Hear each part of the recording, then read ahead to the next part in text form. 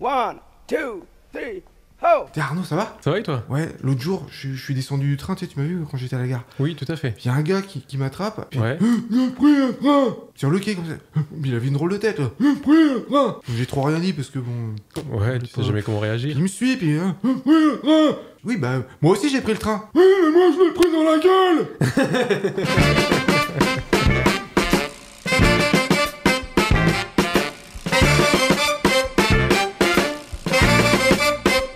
Bonjour tout le monde, vous écoutez Pause Vélo, c'est l'épisode numéro 21 et aujourd'hui on est avec l'association À Bicyclette d'Alençon. Thierry, comment ça va? Ça va.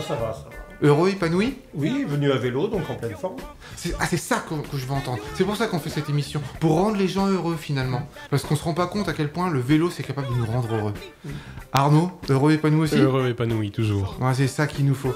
Les enfants, on a un programme chargé pour cette émission. On va avoir des infos sur GeoVélo, qui est une application pour les cyclistes. On en parlera plus tard. On a reçu une carte postale qui nous vient de loin également. On aura le retour de Mekabike. Mais notre invité, c'est Thierry de l'association À Bicyclette d'Alençon. Alors on va poser le contexte. Qu'est-ce qui se passe à Alençon sur le vélo? Et d'abord, c'est quoi cette ville? Donc c'est une petite ville de Normandie, 30 000 habitants, 40 000 si on compte l'agglomération. Qu'est-ce qu'il y a comme particularité? Et bien déjà la située, donc on est entre Le Mans avec ses 24 heures du Mans et puis Caen, les plages du débarquement pour se situer géographiquement. Donc rien qui se C'est fait à une- vélo en fait déjà là. Bah, Ouais, c'est foutu. Déjà, le déjà, vélo, si on veut aller vers les métropoles voisines, c'est clair que ça se fait. On peut le faire par le train, Oui. mais à vélo certains le font, mais c'est vraiment pas majoritaire. C'est une préfecture, donc une ville avec beaucoup de fonctionnaires et de gens de passage, des gens qui sont mutés ici, qui viennent quelques années avant d'aller vers d'autres lieux, donc qui travaillent dans les hôpitaux, dans les lycées, dans les administrations du secteur, plus bien sûr des gens qui sont là depuis longtemps. Et la ville est bien sûr peuplée par des habitants, mais il y a aussi beaucoup de monde tout autour, comme tu le disais, 26 000 dans le cœur de ville, et puis 40 000, 45 000 si on compte avec le périurbain.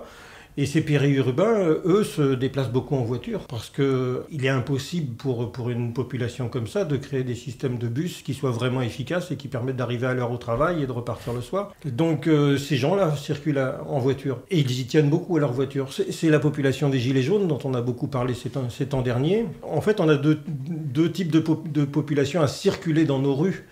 Les locaux qui aspirent à beaucoup de tranquillité, qui aimeraient pouvoir circuler à vélo, à pied, être tranquille, ne pas avoir de bruit. Et puis ces gens extérieurs à la ville centre, qui eux veulent arriver à leur travail absolument, veulent trouver à se garer en centre-ville et donc occupent beaucoup d'espace, circulent assez vite, utilisent toutes les petites rues comme des shunts pour aller plus vite traverser la ville à leur lieu de... D'accord, ouais. Voilà. Et tout ça, ça crée un antagonisme en fait. D'où la difficulté d'aménager la ville pour les cyclistes qui sont avant tout les gens de la ville elle-même. Les gens de l'extérieur, le vélo, ça les intéresse pas. Quand ils viennent à Alençon, sur leur petite commune, dans leur zone pavillonnaire à 10 km, oui, mais ici, non. Et les commerçants se trouvent entre les deux. Ouais. Pour eux, il faut attirer les deux types de publics, à la fois ceux de la ville-centre, mais aussi ceux de l'extérieur. Et donc, il faut des places de stationnement le plus près possible des magasins. Donc, tout ça, ça limite l'espace dans une ville qui n'a pas été bombardée, et lors de la dernière guerre, ou très peu, si bien que les rues sont étroites, n'ont pas été prévues pour l'automobile, n'ont pas été prévues pour de multiples usages. On n'a pas la place de créer des pistes cyclables, par exemple, et enfin, difficilement en cœur de ville. Et donc, tout ça fait toute une problématique intéressante pour nous, association de cyclistes, pour essayer de concilier ces usages différents, sans se braquer avec personne, parce que c'est pas le but. Oui. Bon, nous, on a quand même vu au cours de nos précédentes émissions, en fait, que rien que le fait même de relier des villages entre eux par une piste cyclable, même s'ils sont à 10 km, en fait, ça va quand même amener beaucoup plus de cyclistes. Ça fera quand même diminuer les automobilistes. Les gens, ils vont plutôt pencher vers le vélo, quoi. Donc, il faut pas que se résigner au centre des villes, en fait. Je pense qu'il faut aussi relier tous les villages voisins. C'est le cas d'ailleurs, il y a quelques villages qui sont quand même bien reliés. Il y a quelques pistes, oui, mais le problème, c'est que c'est le coût au mètre de piste cyclable, il est aussi important que vous ayez 10 000 personnes à passer dessus par jour ou que vous en ayez 25. Oui. Et par contre, ceux qui vont se partager le coût par leurs impôts, ils sont beaucoup moins nombreux en campagne. Ouais. Donc pour les élus, c'est plus dur de décider Et voilà. de faire ça. Et puis il y a les habitudes. Quand on habite en campagne, on circule en voiture parce que tout est loin. Aller à la boulangerie, c'est à 5 km. Aller emmener les enfants à une activité, c'est 7-8 km. Et là, je parle vraiment des motifs de déplacement les plus fréquents. C'est emmener les enfants, c'est aller au travail bien sûr, c'est aller faire les courses. Et tout ça se fait dans des temps contraints. Il faut aller assez vite parce qu'on est dans une vie de rythme où le temps c'est un peu de l'argent, quoi. Tu dis 5 km, justement c'est une des caractéristiques d'Alençon, j'ai l'impression déjà que 5 km c'est quand même une distance qui se fait à vélo. Oui, Et pour puis nous, que sur Alençon, si on doit traverser la ville entière, c'est des distances, rien n'est à plus de 5 km quoi. On trouve tout rapidement. Alors c'est pour ça que je m'interroge, mais comment ça se fait qu'il n'y a pas plus de cyclistes dans une ville comme ça? Tout à fait. En ville, en effet, 5 km, c'est tout à fait faisable. Surtout qu'on a la chance d'avoir une ville relativement plate. Ouais. Encore qu'elle est dans un petit trou. Ouais. C'est une petite cuvette et tous les cyclistes le savent. Aller sortir un petit peu de la ville pour faire 3 km, ça monte toujours. Mais pour tu revenir, sais que c'est facile, mais ça monte toujours. c'est grâce au Vélib que les Parisiens ont découvert que leur ville n'était pas plate et que quand on descendait quand on se rapprochait de la Seine, ça descendait. Quand on s'éloignait de la Seine, ça remontait. Autrement, globalement, ils pensaient qu'à part les quelques collines célèbres de Paris, finalement, c'était plat. Non. Mais non, c'est pas plat. Non. Un vélo, on le ressent très bien. Et aussi, il faut penser que la population, mais c'est pas qu'à Alençon, mais Alençon, c'est un vrai problème aussi. La population vieillit. Nous, à 25, 30, 40, 50 ans, ou même plus, si on a toujours fait du vélo, on a un bon rythme. Mais pour des personnes d'un certain âge, même 5 km à vélo, ça devient compliqué. Heureusement, pour eux, il y a de plus en plus de vélos électriques. Ah, ça, c'est notre allié. On fera une émission d'ailleurs sur le vélo électrique, un de ces quatre, Ouais. on pense que c'est important. Puis, il y a peut-être une autre caractéristique à Alençon, c'est que c'est un centre-ville médiéval. Et finalement, il y a plein de rues en sens unique parce que les rues sont trop étroites, parce que c'est une des rares villes normandes qui n'a pas été complètement détruite pendant la guerre. Et du coup, ces petites rues en sens unique, des fois on arrive à mettre les vélos à contresens, mais pas tout le temps. Moi, mon rêve, puisque je suis alençonnais, ça serait de voir la ville faite pour les vélos, puis que le grand centre-ville, il soit juste pour les cyclistes, ça serait génial. On a donc réussi quasiment à ouvrir, disons, 75 à 80% des sens uniques d'Alençon pour les vélos, donc les ouvrir dans les deux sens. Ceux qu'on n'a pas ouverts, c'est d'ailleurs à Bicyclette qui a demandé à ce qu'ils ne soient pas ouverts. Ah oui. Que ça présenterait des situations dangereuses qui finiraient par annuler l'effet positif de la mesure, quoi. C'est quand même génial qu'il y ait cette responsabilité de la part oui. des associations de protection des cyclistes de dire non, là on va pas Là, on fait faciliter pas. la vie. Je me souviens d'une rue, la rue du Marais en particulier. Donc c'est une toute petite rue avec un angle droit à son extrémité. La ville l'avait ouverte, presque pour nous faire plaisir.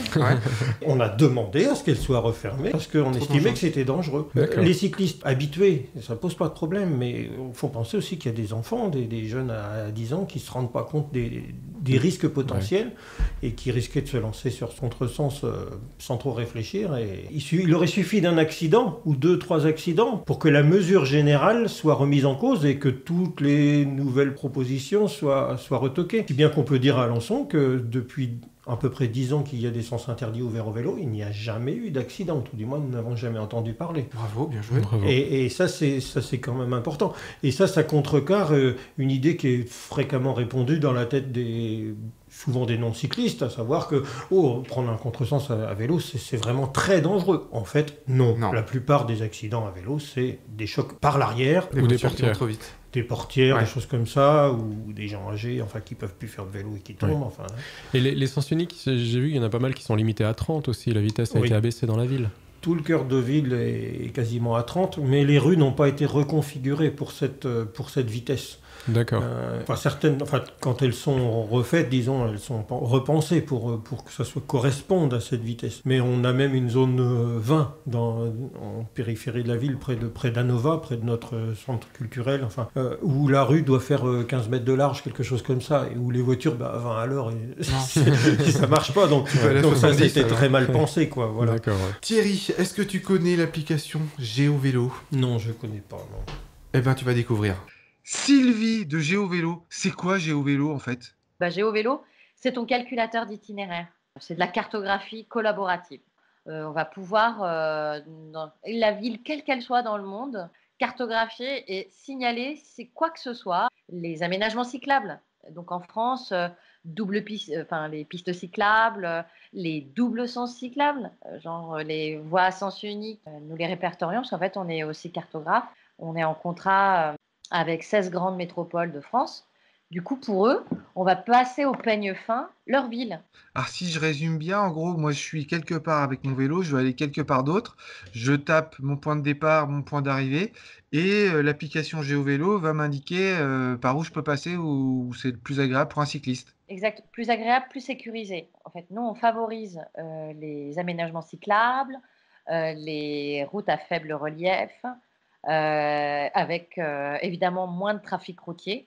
Et si je fais du vélo au quotidien dans ma petite ville, je peux filer un coup de main à GeoVélo en indiquant, par exemple, si une impasse, finalement c'est une impasse pour les voitures, mais qu'on peut passer en vélo, s'il y a une piste cyclable qui a été ouverte il n'y a pas longtemps, je peux filer un coup de main, comment je fais? Pour GeoVélo, la personne, elle va pouvoir signaler des problèmes. Tiens, cette piste cyclable, il y a un arbre qui vient de tomber avec la tempête, elle est inexploitable, donc on signale un danger.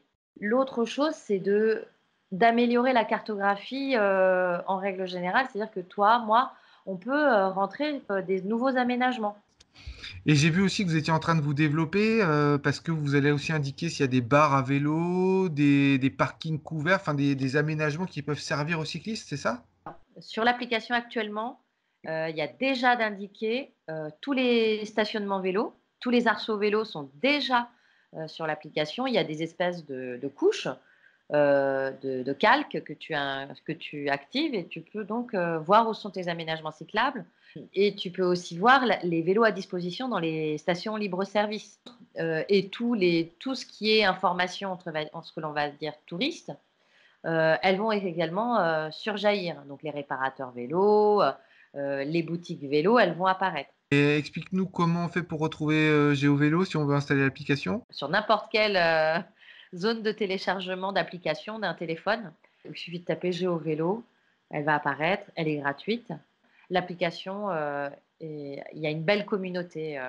Merci GeoVélo. Alors Thierry, c'est vrai que les cyclistes, parfois on est entre nous, et puis on a été étonné que tu nous dises que vous aviez décidé que certaines rues ne pouvaient pas être à double sens pour les cyclistes, alors qu'on aurait peut-être pensé qu'on fait tout pour que de toute façon les cyclistes y passent, mais non, vous avez pensé à la sécurité d'abord, et tu nous disais que c'était important de rester ouvert et de penser aux autres et de ne pas rester seulement dans son cercle en fait. Quand on arrive dans une association cycliste, c'est souvent quand on est très motivé. On a pas mal de nos membres qui sont arrivés suite à un accident à vélo par exemple, et qui voulaient, les voitures s'il y en a marre, on peut plus dans le centre-ville. Finalement assez extrémistes, d'ailleurs ce sont les plus militants, ce sont des gens qui sont prêts à faire des choses, mais qui ne sont pas forcément habitués à se confronter aux problèmes techniques de création des pistes, des bandes, aux réglementations qui sont finalement assez nombreuses et qui contraignent les services techniques, qui les empêchent de faire un peu n'importe quoi. Par exemple, pour les piétons, il faut des trottoirs d'1,40 m minimum, et on ne peut pas rogner sur ça. S'il n'y a pas la place, il n'y a pas la place. Enfin, Ouais. Et on est dans un monde où de plus en plus, les gens ne parlent qu'avec des gens qui sont du même avis qu'eux, sur les réseaux sociaux en particulier. Tout à fait. Et ils finissent par se monter, par devenir de plus en plus extrémistes en tout, que ce soit en politique ou en autre chose. On est tellement surveillé partout sur Internet que dès qu'on fait une recherche, en fait, on trouvera juste l'information qu'on a envie de voir. Oui. Et on n'aura pas forcément un avis extérieur à ça, quoi. C'est ce que je disais à un copain, en fait, les moteurs de recherche, ils nous montrent pas le monde tel qu'il est, ils nous le montrent tel qu'on voudrait qu'il soit. Tel en que fait. tu le vois, comme tu veux le voir, oui. Tout à fait. Et tout ça, ça n'engage pas à l'échange. L'association à bicyclette a toujours souhaité travailler de concert avec la mairie, avec les décideurs, avec ceux qui sont vraiment en charge de la voirie. Et donc, nous assistons à des réunions dans lesquelles il y a des représentants des différents usagers, que ce soit les services de bus, que ce soit les auto-écoles, les motards en colère, qui ont tous des avis différents, parfois tout à fait défendables. Un bus a besoin d'une largeur pour traverser, il ne peut pas se permettre d'avoir des blocages parce que son temps de parcours est compté et minuté. Il y a les convois exceptionnels qui traversent la ville. Ça prend de la place aussi, et c'est impératif, c'est une nécessité économique impérative. Et toutes ces choses-là, il faut en avoir conscience quand on propose ou quand on organise la circulation des gens. En intégrant ça progressivement, on finit par ne faire que des propositions qui sont utilisables, qui sont faisables, à des coûts vraisemblables aussi. Oui. Passer sous une autoroute ou sur une autoroute, c'est des coûts considérables. Il suffit pas de dire on veut faire un pont. Ah bah oui, on peut faire un tunnel. Très bien. Facile. Déjà, faire une passerelle sur la rivière La Sarthe, on a cherché pendant je ne sais combien d'années comment faire pour faire une passerelle Et que ça qui coûte ne pas trop. risque que ça coûte pas trop parce qu'il y a les risques d'embâcle, c'est-à-dire que des arbres, par exemple, se prennent dans la passerelle, Dans les et que ça piliers, bloque ouais. et tout ça. On a trouvé un système flottable assez génial qui est utilisé sur les ports qui sont soumis au marais. En faisant un flotteur à chaque extrémité du pont, on va avoir quelque chose qui va se soulever. Enfin, c'est une chose à l'étude qui va permettre de relier deux communes. Un pont flottant. Un pont flottant, Pour enfin, les flottant par ces cyclistes. deux extrémités Ouais. pour les cyclistes et les piétons, puisque les deux communes ont développé, de part et d'autre de la rivière, sur des zones non constructibles, ont développé des voies pour le loisir, pour le plaisir, mais ces deux secteurs n'étaient pas reliés. D'accord. Il manque un pont. Oui. Ça fait 10 ans qu'on demande un pont. Ça fait 10 ans qu'on cherchait la solution technique et on l'a trouvé à un coût tout à fait supportable. Ok. Les cyclistes, les kayakistes, ils passent en dessous. Ben, ça passera forcément, puisque si l'eau monte, le pont montera avec, et il restera toujours au minimum 2 mètres entre le niveau pont de et l'eau la et puis Et le tablier. et voilà. Tout le monde est content, même le contribuable, parce que du coup, c'est pas trop cher. Parce que c'est pas trop cher, mais nous sommes contribuables. Ouais. Et ça aussi, tous les adhérents sont contribuables à l'ensemble, donc ils réfléchissent aussi à leurs impôts. Du coup, quelle relation vous avez avec la mairie? Selon les moments, c'est plus ou moins tendu, forcément. Quand on se fait retoquer une proposition, on a tendance un petit peu à râler, mais on sait très bien que sans eux, on ne peut rien faire, et que de leur côté aussi, s'ils font des aménagements sans concertation, ils arriveront sur des catastrophes, sur des choses qui sont mal réalisées, qui seront attaquées dans la presse, qui sont attaquées simplement sur le marché où les gens discutent, quoi. C'est d'un intérêt commun que ça fonctionne bien. Et quand il y a une réfection de voirie, quand il y a une rue qui est refaite, est-ce qu'ils vous consultent en amont ou est-ce que vous êtes obligé De courir après pour Ouais. demander ce qui se passe. Alors, on court toujours après, c'est clair, mais quand même de plus en plus, la mairie a institutionné des réunions préparatoires où, dès le crayonné, dès le moment où on commence à griffonner le contour du rond-point, on est consulté. Après, on n'est pas forcément suivi parce que le problème dans une ville, dans tous les lieux d'ailleurs, c'est vrai en France partout, c'est que les voies d'une commune ne sont pas forcément propriété de la commune. Elles peuvent être du département, elles peuvent être nationales. Ah oui. Et là, ça fait des décideurs complètement différents. Par exemple, le Conseil général de l'Orne, c'est un département rural, les techniciens du Conseil général sont beaucoup plus axés sur l'automobile que sur la gestion des vélos dans les centres-villes. Et donc pour eux, faut vraiment les éduquer, quoi. Il suffit en plus qu'ils aient une formation assez ancienne, ils sont encore moins centrés sur ce genre de choses. Et donc souvent les refus qu'on a dans la ville, c'est pas la municipalité d'Alençon, c'est le Conseil général qui est propriétaire d'un certain nombre de voiries. Oui, c'est assez Et peu qui connu les- ça. Et ça, non, les gens disent « Ah, c'est le maire qui... » Non, c'est pas le maire. Le maire avait accepté, mais le Conseil général a bloqué. Et on n'a pas ces réunions organisées avec le Conseil général. D'accord. On a ces liaisons avec nos élus proches, mais pas Oui. avec les élus lointains. Et je crois que la ville en France qui a le moins d'emprise sur sa voirie, c'est Paris. Parce qu'il y a même des artères qui sont de compétence nationale, comme la les police. grands- Voilà. Par exemple, l'Arc de Triomphe, ou la Place de l'Étoile et les Champs-Élysées, ça, c'est pas géré par la commune. Pareil pour les grands boulevards. Du coup, ça a mis beaucoup de temps à se mettre en place, le fait qu'on puisse faire du vélo tranquillement sur les Champs-Élysées, alors que c'est un symbole, quoi. Si on peut commencer à faire du vélo tranquille sur les Champs-Élysées, c'est quand même un magnifique symbole. Et quand la mairie a décidé d'installer les Vélib et les pistes cyclables, ils ont eu beaucoup de mal à convaincre les autres propriétaires gestionnaires de la voirie sur Paris. Tu sais que Pause Vélo est écouté de très très loin, parce qu'on est écouté en Suisse, en France, en Belgique, mais il y a des cyclo-voyageurs qui nous écoutent, qui nous emmènent avec eux. Salut, je m'appelle Dominique. Je voyage actuellement à vélo évidemment en Asie du Sud-Est avec ma copine Manon et notre fille Noémie qui a 3 ans. On a commencé par le Vietnam, ensuite le Cambodge, le Laos et maintenant on finit avec 2 mois en Thaïlande. Au total, ça fera une durée de 5 mois. Et puis on s'est rendu compte que le vélo, c'est justement une excellente manière de rencontrer les populations locales. Par exemple, au nord de la Thaïlande, on s'est retrouvé à fêter le Nouvel An chinois au sommet d'une colline au sein d'une tribu des montagnes. Et puis les gens étaient habillés avec des habits traditionnels et avaient l'arbre sacré qui était au milieu. Et les gens faisaient une ronde autour de cet arbre. Et puis on descendait des shots d'alcool de maïs. Alors ça arrachait bien, mais bon, c'était une manière de s'intégrer. Et puis à la fin de la cérémonie, tout le monde s'est agenouillé. Alors on a fait de même, on a regardé comment ils faisaient autour de nous. Et on a écouté les prières du grand gourou qui mettait un terme à la cérémonie. Sinon, côté logistique, on tire notre fille dans une remorque. Mais bon, là-bas, il fait quand même assez chaud. Elle a également la possibilité de se placer sur le cadre du vélo, sur un petit siège. Et puis comme ça, elle est chaud au vent et puis elle peut davantage profiter du paysage. Alors en tout cas, on adore cette manière de voyager. On vous conseille de le faire si vous n'avez pas encore essayé le voyage à vélo. Par contre, il y a un risque. C'est que si vous commencez à voyager de cette manière, vous n'avez plus tellement envie d'envisager de voyager autrement. Ah, ça fait plaisir quand même d'entendre des cartes postales comme ça, quoi. On a l'impression d'avoir des gens qui nous aiment. D'ailleurs, n'hésitez pas à envoyer vos cartes postales ou lâcher des messages sur tous les réseaux sociaux, YouTube, Facebook, tout ça. Enfin, plus vous mettez des commentaires, plus on remonte en fait dans les moteurs de recherche.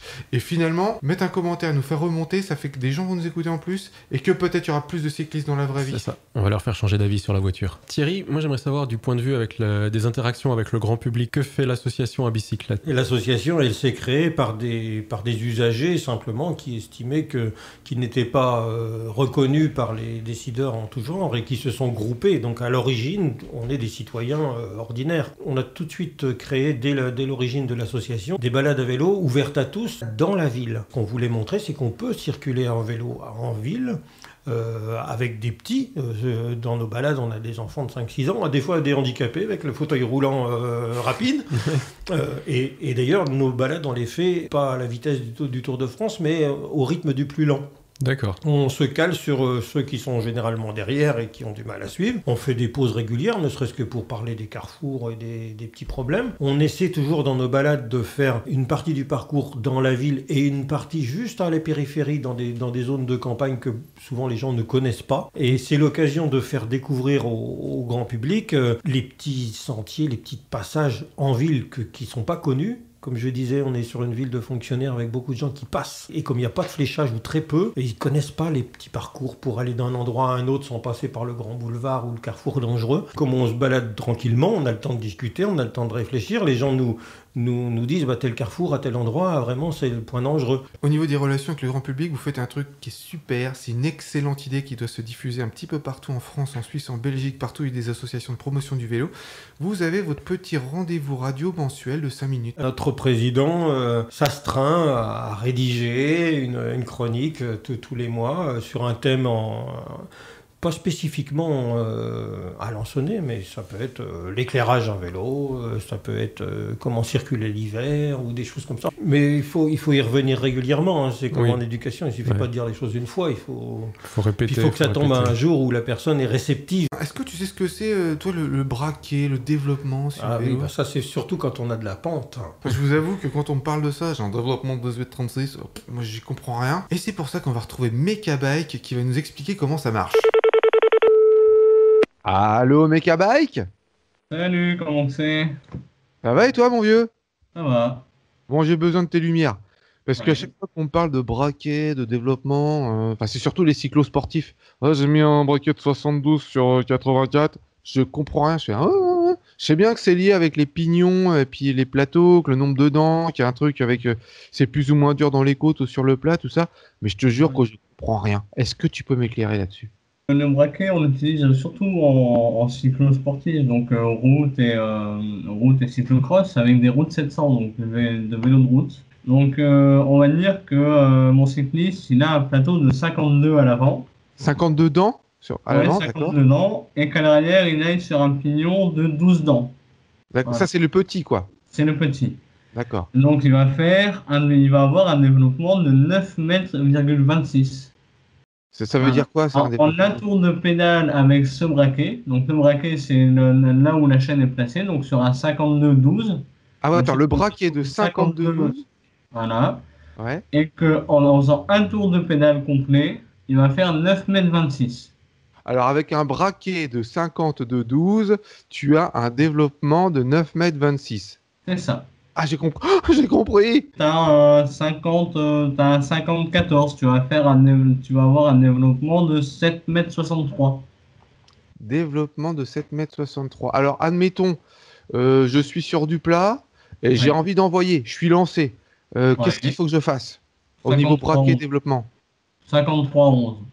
Ça veut dire que je mets sur enfin, je le sais qu'il faut que je mette sur le grand plateau et puis sur le petit pignon. Donc, je fais du 53,11 et je vais avoir un développement de 9 mètres, un truc comme ça? Voilà, avec un 53,11, tu seras à 10,29 m de développement en un tour de pédale.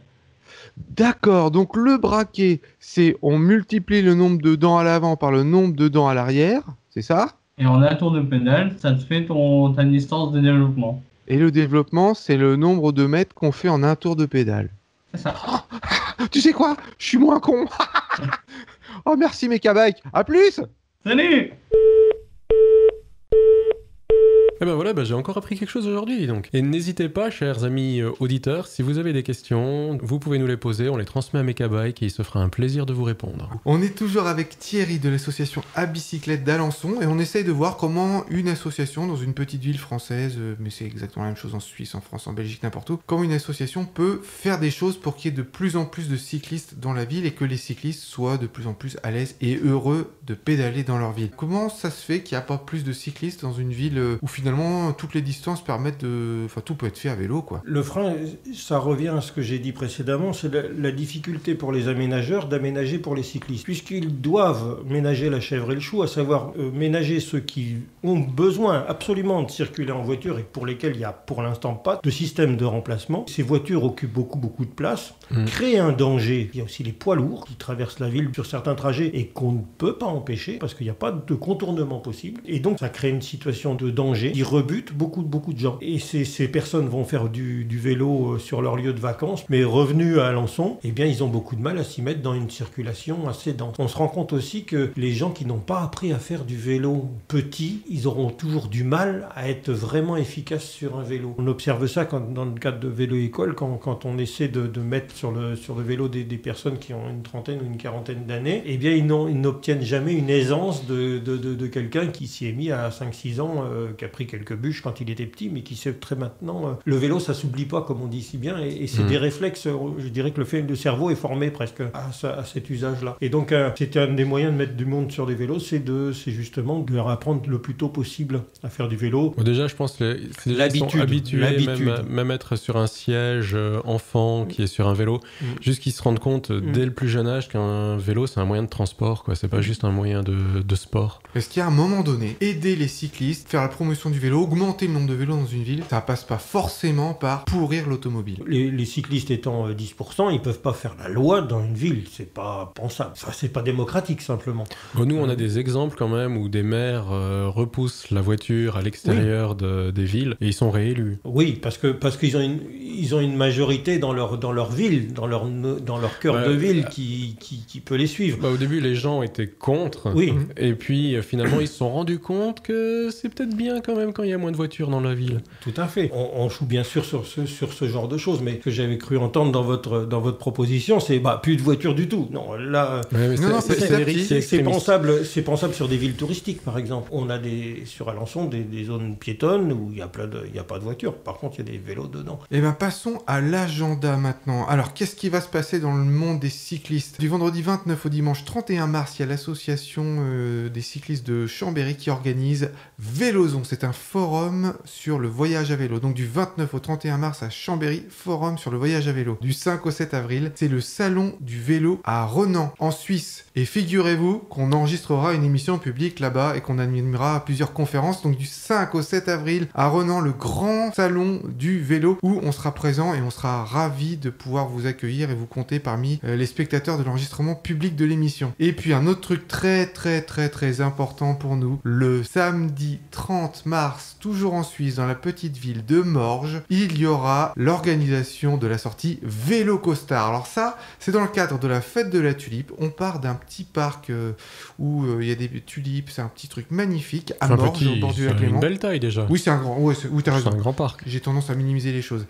Et on demande à tout le monde de venir habillé le plus classe possible, fun, sexy, glamour, histoire de dire que on peut aller en costard cravate au travail à vélo. Et le mot d'ordre, c'est et le premier qui transpire a perdu. Donc c'est une petite balade dans le parc et dans les rues de la ville. Alors je vous rappelle, rendez-vous le 30 mars au parc de l'Indépendance. Vous pouvez aller voir, vous renseigner sur la page de Pro Vélo Morges. En tout cas, nous, hein, Arnaud, on y sera. On y sera. Habillés en costard, on sera classe, funky, sexy, glamour. Et n'oubliez pas, pour sauver l'humanité, faites du vélo!